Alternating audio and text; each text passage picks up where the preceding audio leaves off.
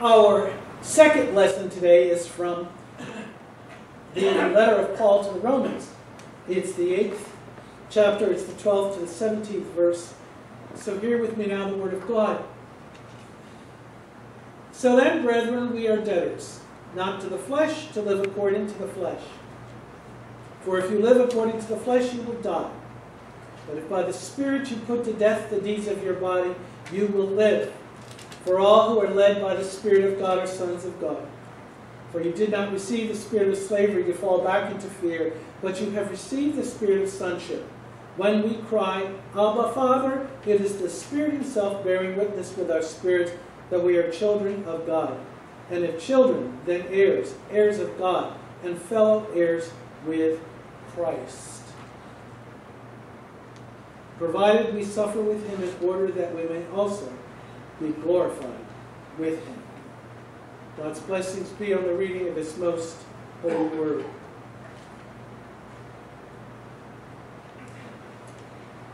The words of my mouth and the meditations of my heart be always in thy sight, O Lord, my strength and my redeemer.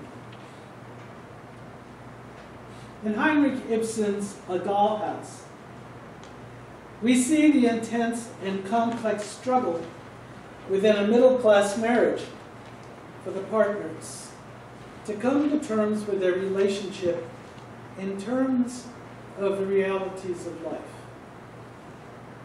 Nora, at one point, says to her husband, we must come to a final settlement toward one. During 8 whole years, we have never exchanged one serious word about serious things. Written in 1879, do we still ponder this question? Now, Nora lives in a spirit of fear. She made a mistake. She believes he is unable to accept her as she is. She fears the future with him because of her mistake. You know, it's amazing how fear can morally and spiritually bring us to such a place. It's a situation not unlike the one that Paul faces in Romans with his congregation.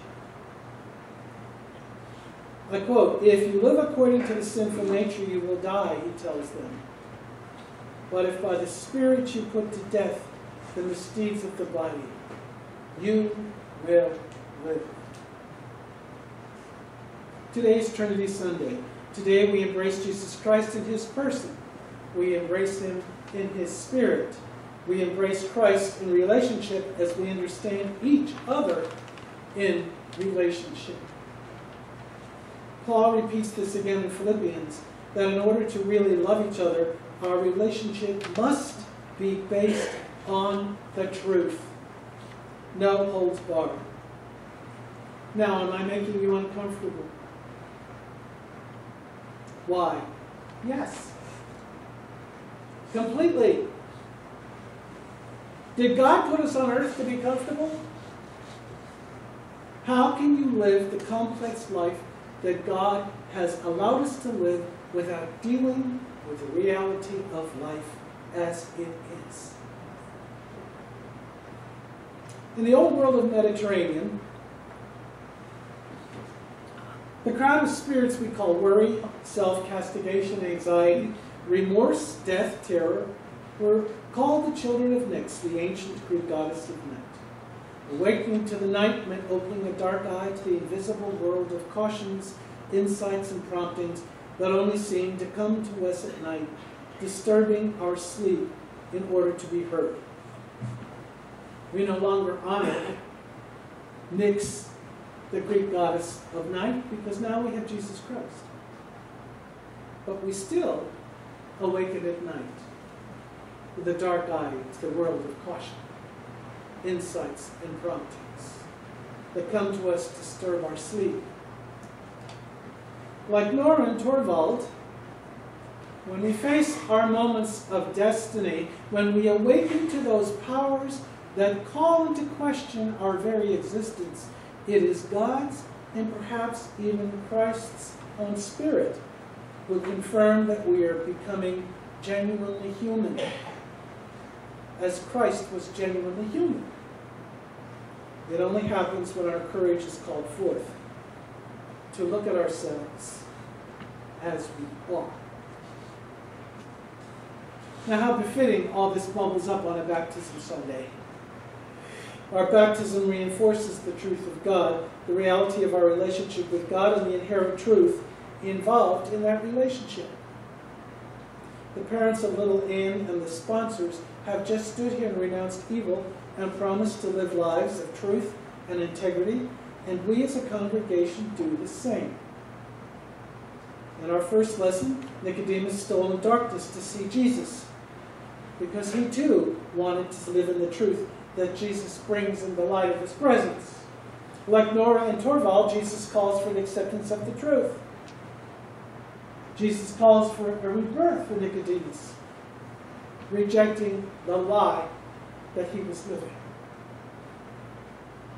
To be born anew was to see the kingdom of God. Nicodemus wasn't sure. He wanted to see that vision because the kingdom Jesus was pointing him towards in his life would have been called him to have a radical change. A change few of us are willing or ever ready to accept. Change is scary stuff. A change from the distractions of life that midget our relationship with God. A change that demands a face-to-face with the fear of change that cripples us from time to time. Now, in baptism, we become a child of God. Being a child of God means we become at odds with those powers, those attitudes, those behaviors, those principalities that set human beings against one another. Fear becomes the enemy with which we must contend if we are serious about following Jesus. But you know something? It was fear that Jesus preached against. It was fear that pursued him. It was fear that killed him. But it was fear that was conquered on the cross. And the Spirit that God unleashed into the world on Easter is precisely that Spirit that enables us to conquer our own fears, to make our own radically human witness in the world. I ask you this morning, isn't it the nature of the human soul to always search for meaning, yet afraid of finding? We want to confront those things that separate us from God, but we're afraid. Which is why we approach Jesus in the darkness of the night of our souls. Don't we do it, though, because the love of God we so eagerly want completes us? Which brings me back to where we are this morning. God's very nature, God's being, God's focus is defined by a dynamic community defined by love. And folks, it's this church. Today, Anne is invited into God's own family. Today, Anne is in a relationship where God greets us face to face as children holding hands and dancing with loving parents in family. This is baptism. This is life. So I've entitled this sermon, Led by the Spirit. What does Paul say about this? For you did not receive a spirit that makes you a slave to fear, but you received the spirit of sonship. The Spirit testifies to our spirit that we are children of God.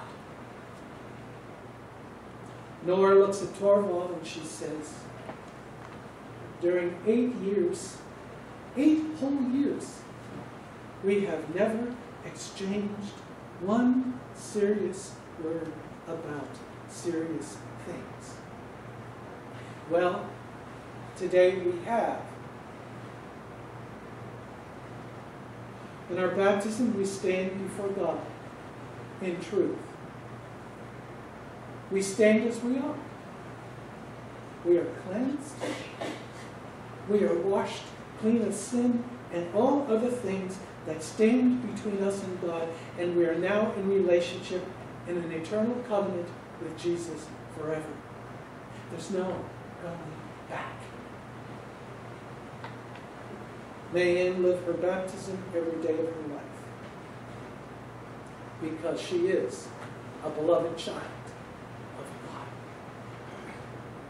God. To the glory of God.